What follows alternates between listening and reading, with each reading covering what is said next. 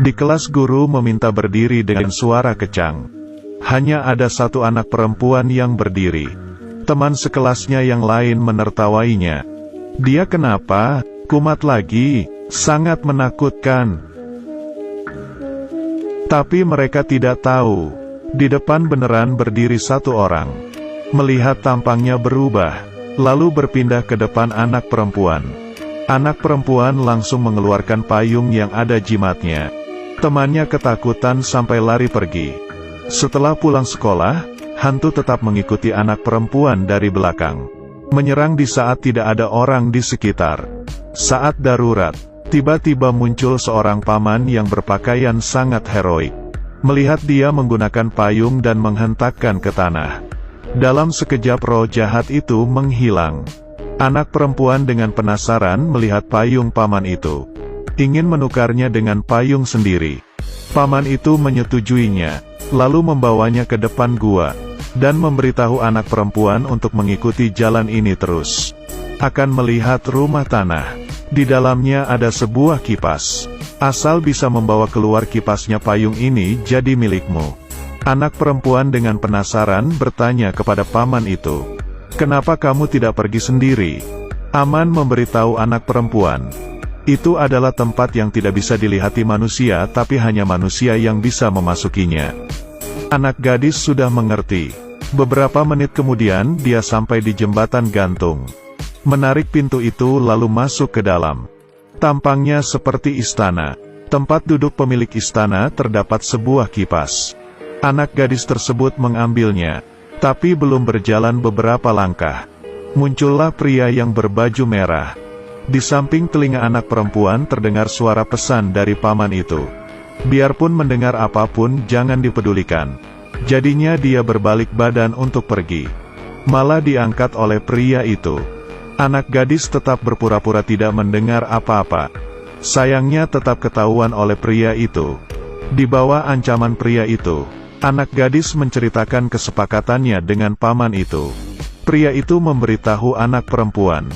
Paman itu adalah siluman. Jika membawa kipas ini keluar akan berubah menjadi tengkorak. Pria itu berjanji akan menjaganya. Tapi dia harus meniup lilin itu. Anak perempuan mengambil penutup lilin itu. Di saat sudah mau ditutup malah berhenti. Dia tahu jika pria itu tidak bisa mengerjakannya sendiri sehingga meminta tolong kepadanya. Dia meminta pria itu untuk berjanji akan melindunginya dengan baik. Jika tidak jangan berharap dia akan meniup lilinnya. Pria itu berjanji pada anak perempuan. Hanya menyebut namanya Sun Wukong. Langsung akan sampai di sampingnya untuk melindungi dia. Melihat dua orang menempelkan telapak tangan. Janjinya tidak akan terhancurkan selamanya. Diikuti oleh lilin yang mati satu persatu. Rantai di tangan Wukong berubah menjadi abu. Dia yang sudah keluar menjentikkan jarinya terhadap anak perempuan. Satu bola terang terbang keluar dari otaknya. Ini adalah ingatan tentang nama Sun Wukong. Kali ini anak perempuan tidak akan menyebut namanya selamanya. Di saat Sun Wukong mengatakan dirinya sangat pintar, satu hantu jahat memberitahunya, Tang San Zhang terlahir kembali di dunia. Sekumpulan anak kecil bermain di depan pohon besar. Anak perempuan juga datang. Tapi malah ditolak dengan tanpa perasaan. Tangannya tergores. Darahnya yang kuat mengundang hantu jahat yang ada di pohon. Dia membohongi anak perempuan untuk main bersamanya. Pada saat bersamaan, neneknya yang sudah meninggal datang menarik kembali anak perempuan. Dan mengingatkan anak perempuan, lain kali jangan membiarkan lukanya terkekspos.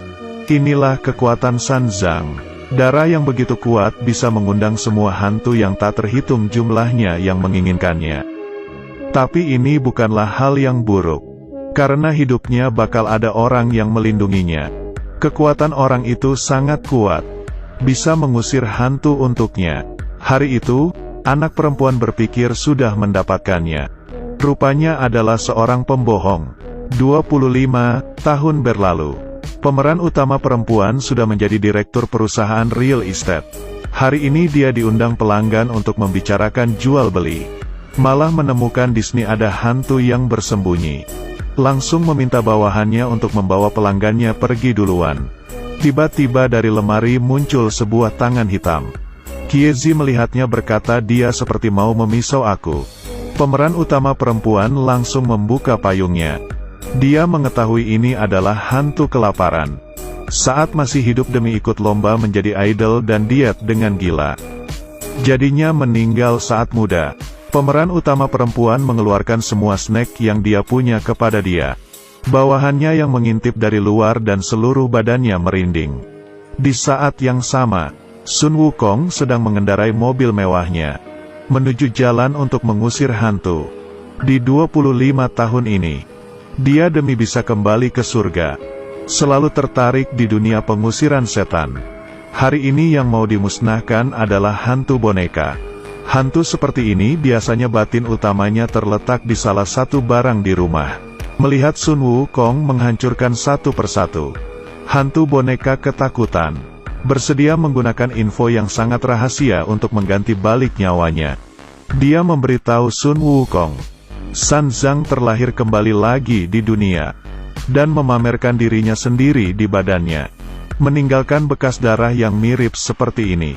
Saat ngomong sambil mengontrol batin utamanya yang di belakang untuk menyerang, Wukong memukul dengan sekali pukulan. Tapi masalah San Zhang membuatnya tidak bisa melepasnya. Hari ini dewa yang bertugas atas kinerja dan memberitahu Wukong, masuk ke surga belum pasti. Wukong mengamuk. Dia teringat San Zhang. Hanya memakannya membuat tidak ada lagi yang bisa mengurusinya. Malam harinya, pemeran utama perempuan yang sudah pulang rumah berencana untuk mandi lalu tidur. Satu hantu boneka diam-diam di samping melihatnya. Pemeran utama perempuan merasa ada yang aneh. Langsung mengambil payung. Tiba-tiba foto yang di meja terbang. Tangan pemeran utama perempuan tergores. Darah yang tak terhitung bercucuran.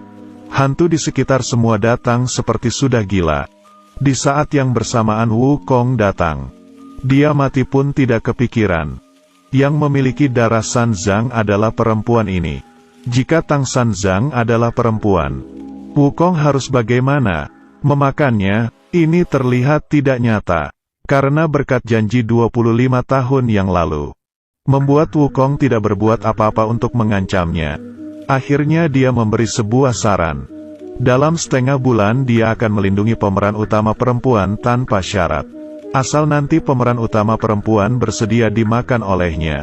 Pemeran utama perempuan tentu saja tidak mau.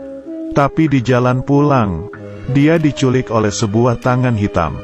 Di saat darurat Wukong turun dari langit. Tapi siapa yang akan menolonginya kedua kali? Pemeran utama perempuan tidak puas. Salah satu cara yang bisa menolonginya adalah, yaitu mengingat nama yang dilupainya dulu. Pemeran utama perempuan mengambil buku dan membaca satu persatu. Di saat ini bawahannya datang memberitahu ada yang ingin bertemu dengannya. Pemeran utama perempuan melihat tampangnya. Ternyata adalah paman berpayung hitam pada saat itu. Saat ini dia sedang merekrut artis untuk perusahaannya. Pemeran utama perempuan masuk ke panggung.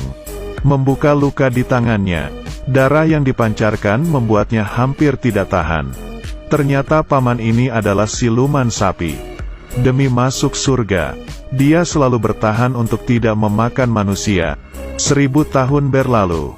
Sudah mau berhasil. Tidak boleh gagal.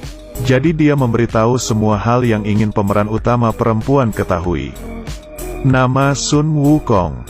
Tapi pemeran utama perempuan bahkan tidak ingat sama sekali. Selagi tetesan ingatan itu tidak kembali, akan selamanya seperti ini. Jadi siluman sapi itu membawanya ke kedai sampah. Membeli sebuah barang ajaib bernama Jin Guzhou. Asal dipakaikan ke Sun Wukong, maka akan mendengar perkataan pemeran utama perempuan. Malam ini pemeran utama perempuan mengajak Sun Wukong keluar. Berkata jika berkencan dengan dirinya maka akan memenuhi keinginan Sun Wukong. Saat berpisah memberinya Jin Guzhou. Tapi belum sempat menggunakannya. Di saat keigatan pengusiran setan, ditarik masuk oleh hantu liar masuk ke dalam lukisan. Setelah mengetahuinya Wukong jadi gelisah. Daging yang sudah didekat tidak boleh hilang. Jadi dia ikut masuk ke dalam lukisan. Di sana dia menemukan pemeran utama perempuan. Dua orang bagaimanapun tetap tidak bisa keluar dari lukisan. Ternyata lukisannya sudah dibakar siluman sapi. Dia tidak senang melihat Sun Wukong bukan hanya beberapa hari saja. Membantu pemeran utama perempuan mengambil Jin Guzhou juga untuk mengontrol Sun Wukong. Situasi mendesak. Wukong memanggil kembali tetesan ingatan. Dia menggunakan semua tenaganya untuk mengeluarkan pemeran utama perempuan itu dari lukisan. Dengan begitu, jika pemeran utama perempuan dalam bahaya dan memanggil nama Sun Wukong, dia juga akan keluar. Tapi dia sepertinya menganggap kedudukannya di hati pemeran utama perempuan terlalu tinggi. Pemeran utama perempuan sama sekali tidak bermaksud mau menolongnya. Sampai di saat bertemu dengan bawahan Wukong, dia baru tahu semuanya. Ternyata Wukong sudah mengetahui kegunaan Jin Guzhou, tapi tetap memakainya. Dia hanya mencari alasan untuk melindunginya. Pemeran utama perempuan yang sudah mengerti semua ini. Dia menggunakan pisau menyayat tangannya sendiri. Darahnya mengundang hantu jahat yang tak terhitung jumlahnya. Hanya melihat pemeran utama menjerit menghadap langit. Sun Wukong, pahlawan yang hanya miliknya muncul.